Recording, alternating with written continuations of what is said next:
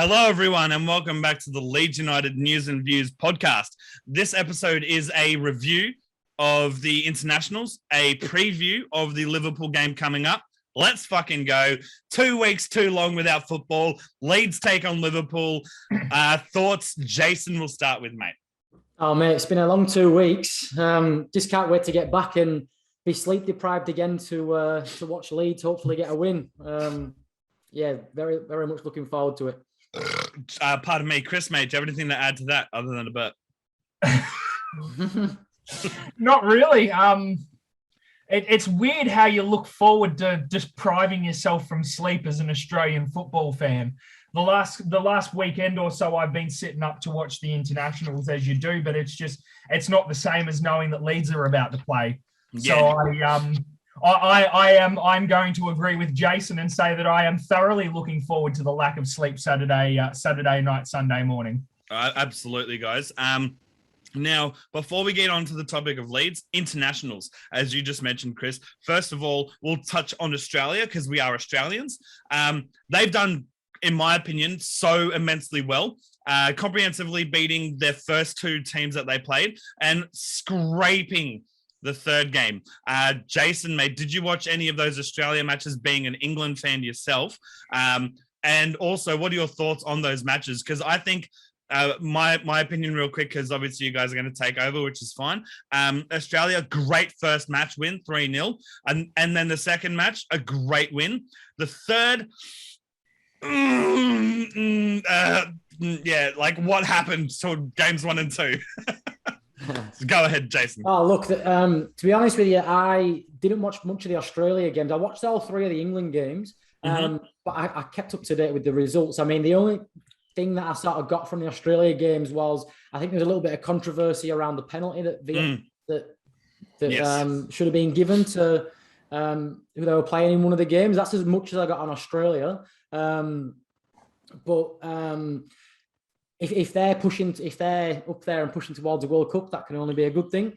On England, I watched all 3 games and getting up and watching those games, I love watching England, but I watch the games thinking I'm not enjoying this as much as I would if I were watching Leeds. And of course, it gives me an added incentive to watch those games though, because of course our boy Calvin and Paddy Bamford are in the side now. And watching them do quite well, and obviously Paddy get his debut was really good to see on his birthday as well. Yeah, like what dreams are. So absolutely, yeah. Chris, mate, what are your thoughts on the Australia matches and obviously going into the England matches? Well, unlike Jason, I did watch all of the previous Australia matches. Match, loved it. It was great. I'm not one of those, and not to offend anyone, I'm not one of those turncoats that's Australian but follows England. I do both because I'm born in Australia, but my heritage is British. So, however, when they go up against each other, if that ever happens, Australia. Yeah, no, definitely. Listen, Australian Asian qualification at the moment, it's a difficult one where we're in a group with a bunch of, I guess you could say, teams that should be beating us, in my opinion.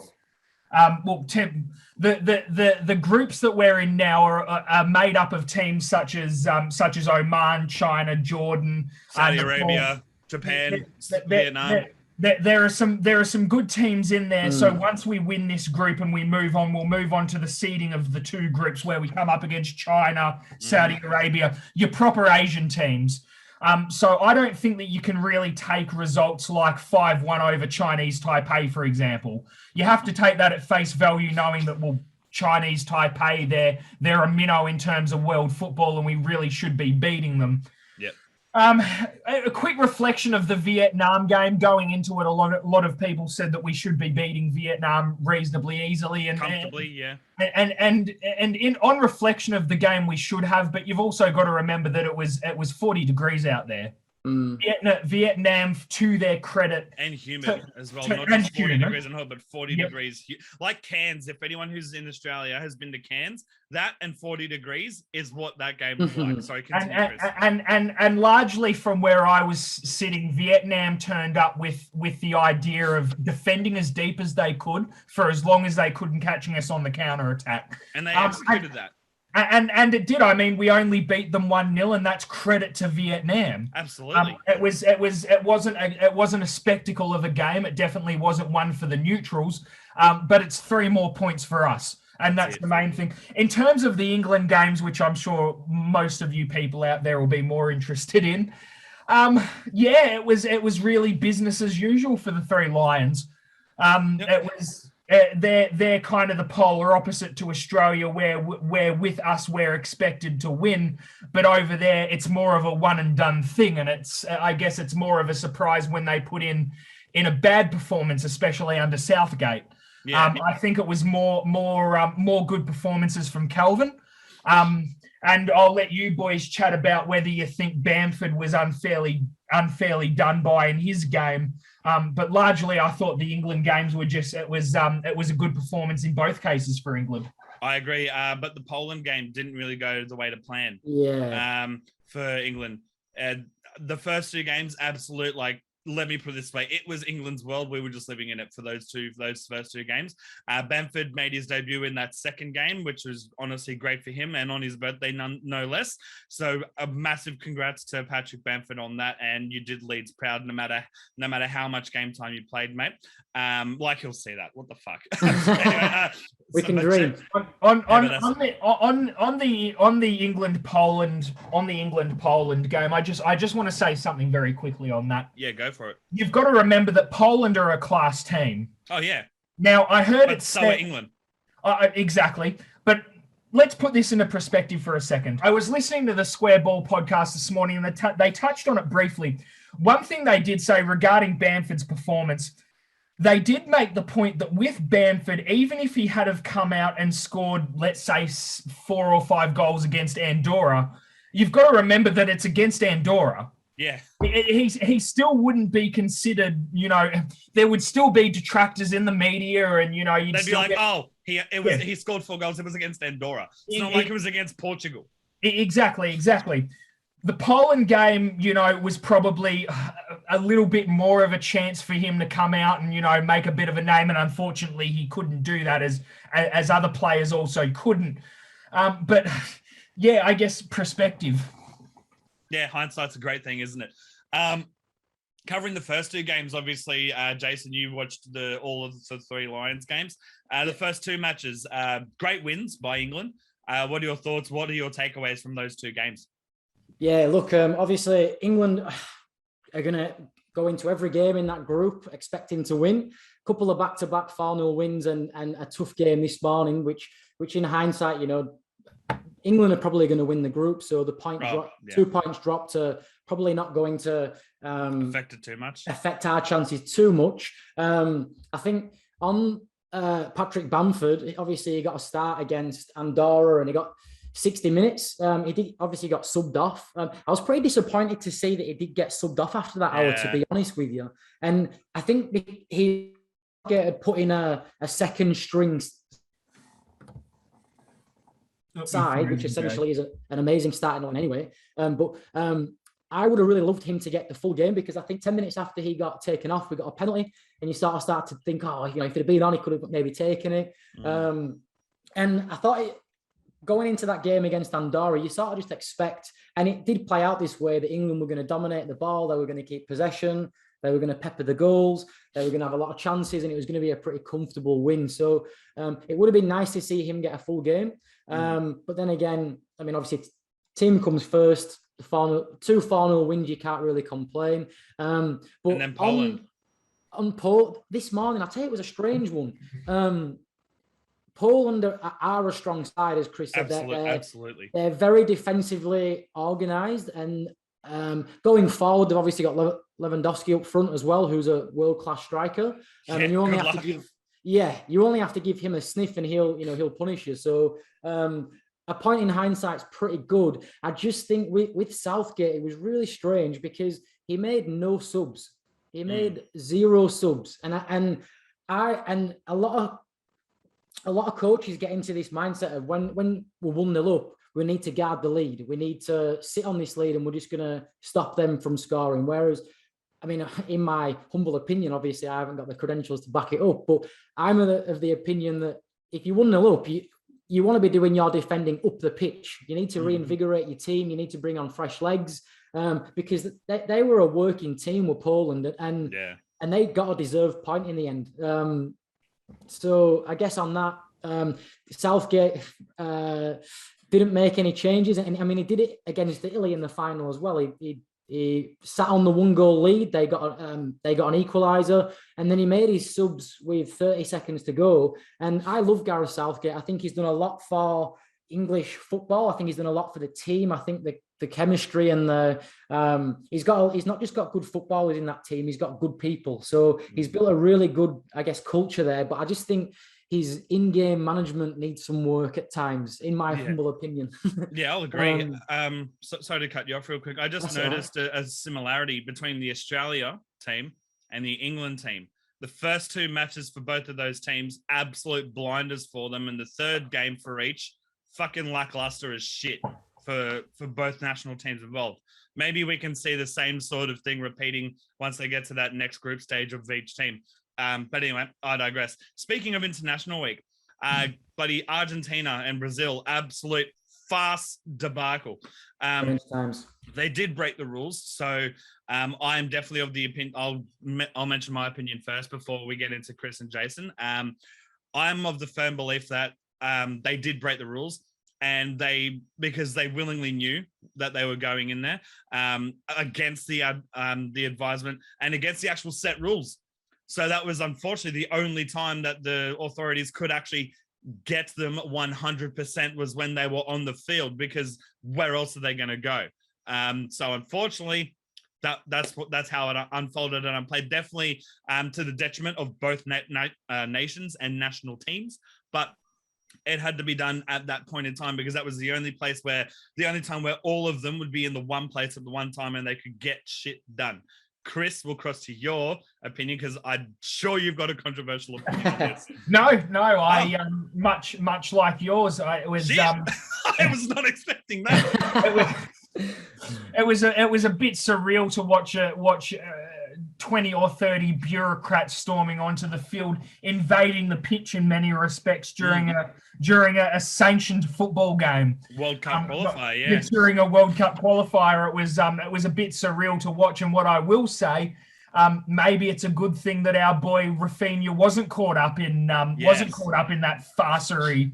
If you want to call it that, traveling just about across the other side of the world just to play 12 minutes of football, and then that's it. Maybe getting punished for it. Exactly, and maybe he made the right decision staying home. Yeah, I agree. And Jason, mate, do you have anything to add to that? Oh, just obviously he's Raphinha didn't even go. Got the call up, which is amazing. Decided that he was going to stay in Leeds because he'd have to come back and quarantine for 2 weeks or whatever it is, and he was going to miss even more football than he would have. Hey? Yep. Even more English football than he would have. Yeah. And so he's obviously made that decision. No, I'm going to stay and I'm going to train and I'm going to keep playing for Leeds when we resume. And they've obviously punished him and included him in the players that travelled there when he didn't in the first place. Yes, I was going to say, however, we're bitching about that with Raphinha, we also have to mention that we are going up against Liverpool, and Liverpool have had 5 of their players have that happen to them, and a few of them also didn't go over. So we're honestly, as much as I want to put shit on Liverpool, we're in a better position than Liverpool are leading into our match coming up. Continue, Chris, with what you're about to say. Absolutely, but to me, it's kind of farcical in the sense in where Raphinha's been called up to the Brazilian side, and as a Brazilian footballer, that's probably one of the highest honours you can have bestowed. Absolutely, yes. It's like to take a page like getting out a of baggy green in Australian cricket. Exactly, I was about to say, to take a page out of a more Australian book. It's when you first get your call up to the Australian cricket team for the Ashes of all. Exactly. Yep. Exactly. So, he's turned down the opportunity to play for his country, and he's still going to be punished for that. Yep. It makes bullshit. Sticks in the craw. It makes no sense to me. Now, you can say, the rules are the rules, and they knew what was going to happen before he turned down the chance, and this and that. We can Speculate all we want. Yeah, we can speculate all we want, but at the end of the day, he chose not to go. He chose and to he turn was that vocal on his social medias about choosing not to go. Exactly. So it's not like it was a last minute decision. Exactly, and he's still going to be punished for that. So it's a bit of a shit go of it. I definitely agree. Now, moving on to the Liverpool game, because that's a perfect segue, because both clubs are without some stars. We're without Raphinha. They're without too many of the name. We're definitely in a better position than Liverpool to potentially, out of both teams, to get the win. I think if we are going to get our first win of the season, because as we know, we've got some draws, we've got some losses. I think this is our best chance, because Liverpool are down 5 players due to this debacle. We're down 1.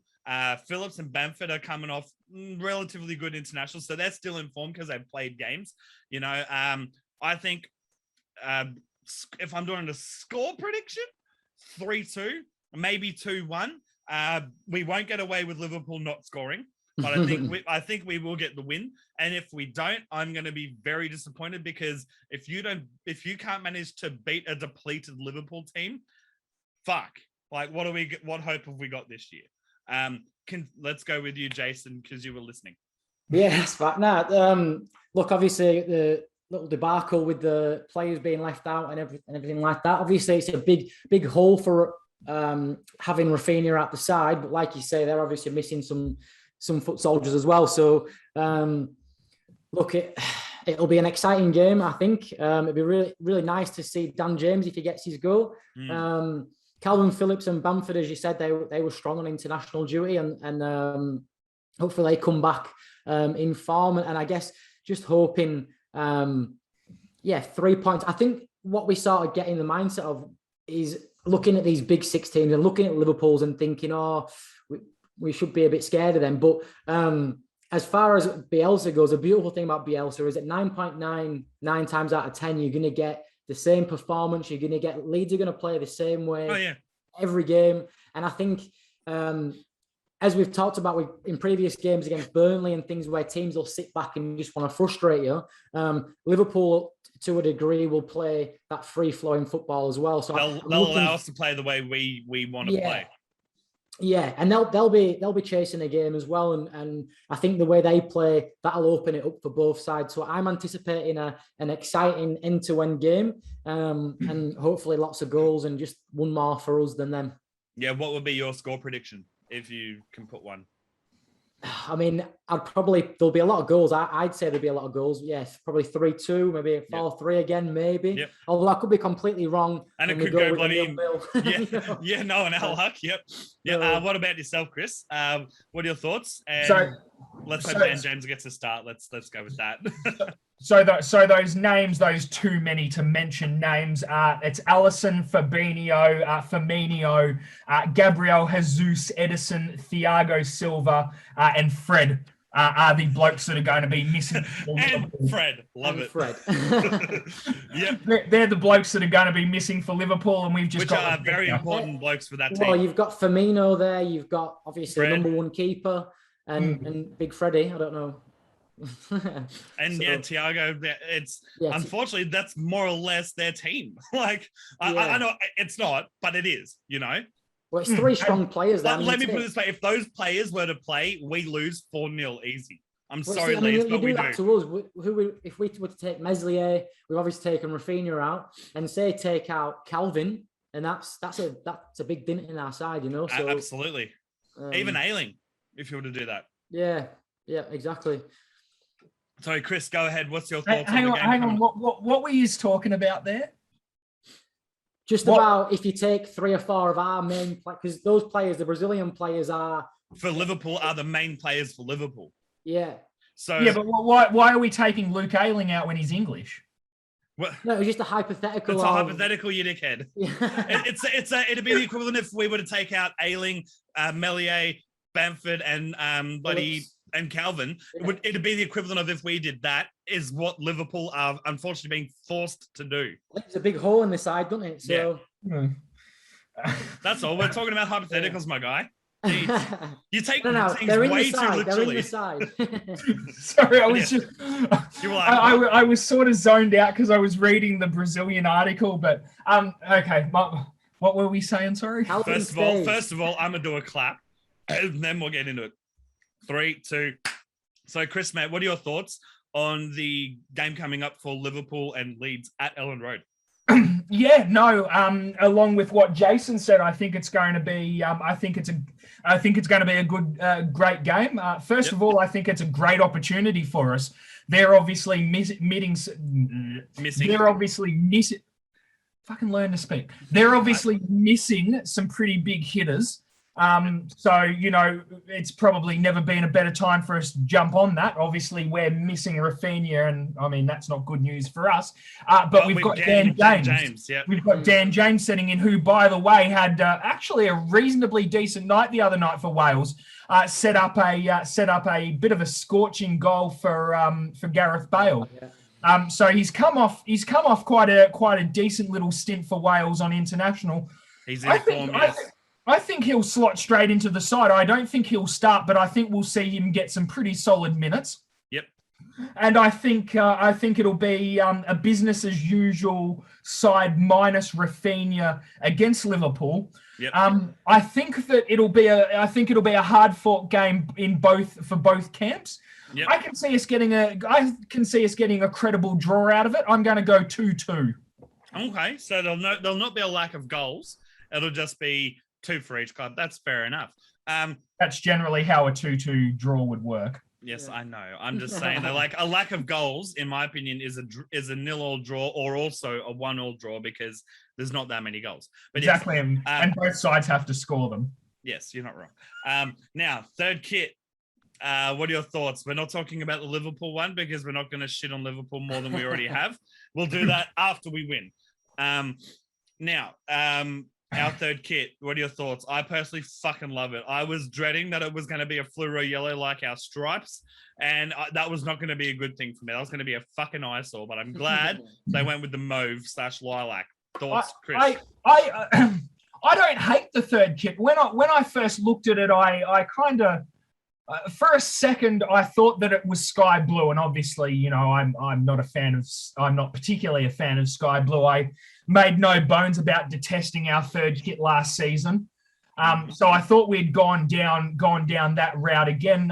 But the lilac / lavender / whatever fucking color you want to call it, it doesn't look that bad. It looks good. I like it. It's not too bad. The thing you've also got to remember is, kits are a very divisive thing, and they're a very individual opinion thing. Almost every single season, there is one kit that people don't like.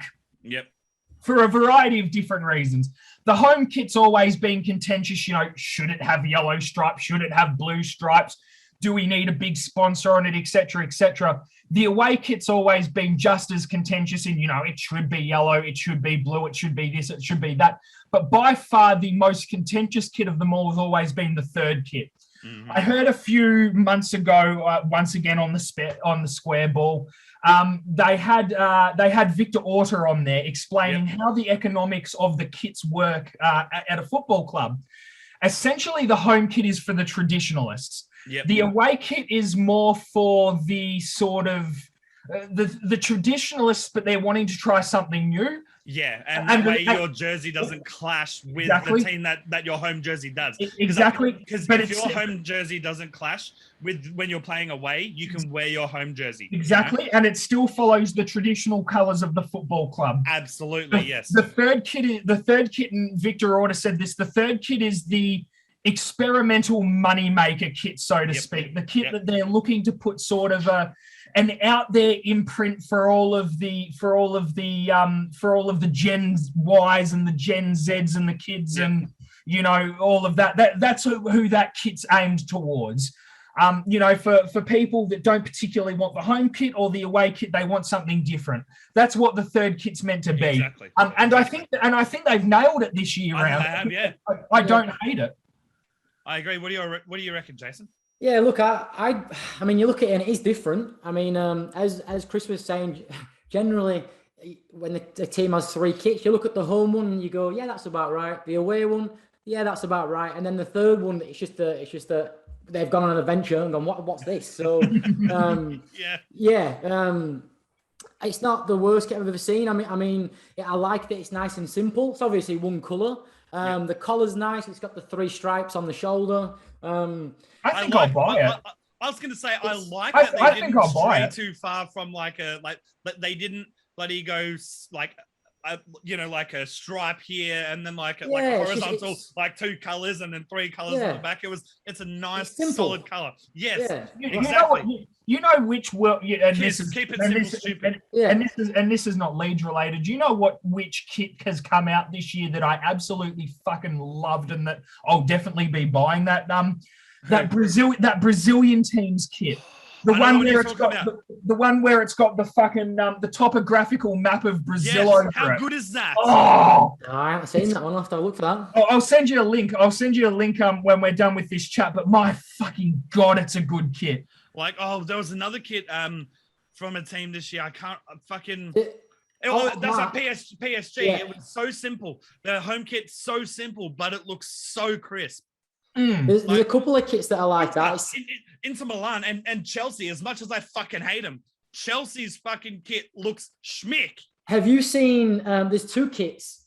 One of them's, I think it's Ajax's kit this year. It's black and it's got the yellow, red and green stripes on the shoulder. It's just simple, but it's a thing of beauty. And the other one is, I'd never ever buy it, but if I woke up from a coma and forgot who I supported once upon a time, last season's West Ham kit, that black one with the gold, that was badge nice. on it. That was a thing of beauty. 6 in the pro, but it's nice. I'd never buy it, obviously, but I hate to admit it, but West Ham are one of those weird teams that just do football kits really well. Mm-hmm. I don't know why, gifted by the gods with their color scheme as well. Like their natural badge jersey, like their natural badge color scheme is usually what most teams go off for their jerseys. Yeah. They're just gifted by the gods. Similar to if anyone's Australian that's listening to this that watches the NRL, the Cronulla Sharks, sky blue, white, and black. Everything goes with that in any type of design. Indigenous jersey, home jersey, away jersey, fucking everything jersey. They're gifted. So I absolutely agree. You would think, I mean, everything does go with claret and blue. It's a decent color scheme, but you would think that if West Ham could do it, Burnley could do it too. You'd fucking think so. Well, that's But they stuffed it up. But maybe they had to go in a different direction because it's the same colors. But they couldn't. I tell you something. They're a bit like that in Burnley, though. It's like, can I copy your homework? Yeah, sure. Just change a bit so the teacher doesn't do it. and Villa. Now that I think of it, yeah. I tell you, one of the worst ones that I've seen ever in my life. Last year's and really generally anything to do with West Brom.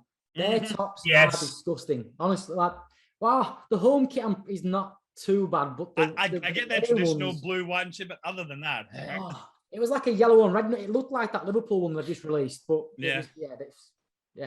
Well, there you go. There's a good question. What's the worst football kit you have ever seen? There's some bad ones out there. You know what?